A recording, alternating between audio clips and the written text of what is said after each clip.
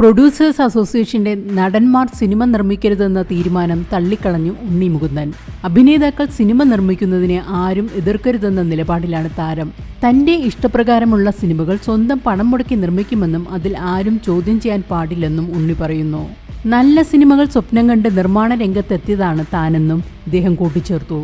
എന്റെ പണം എനിക്ക് ഇഷ്ടമുള്ള രീതിയിൽ സിനിമ നിർമ്മിക്കാൻ ഉപയോഗിക്കും. അതെന്റെ അവകാശമാണ്. എന്റെ പണം കൊണ്ട് ഞാൻ എന്ത് ചെയ്യണമെന്ന് ആരും പറയേണ്ടതില്ല. അത് ഒരു മാന്യതയാണ്.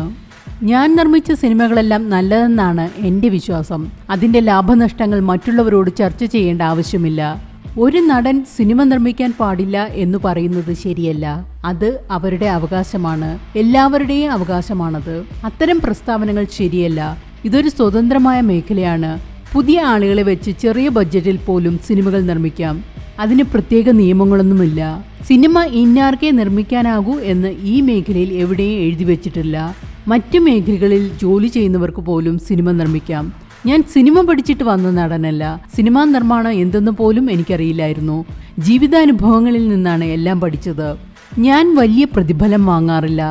കഴിഞ്ഞ 5 വർഷമായി എൻ്റെ സ്വന്തം പ്രൊഡക്ഷൻ കമ്പനിയിലാണ് ജോലി ചെയ്യുന്നതെന്നും ഉണ്ണി മുകുന്ദൻ വ്യക്തമാക്കി.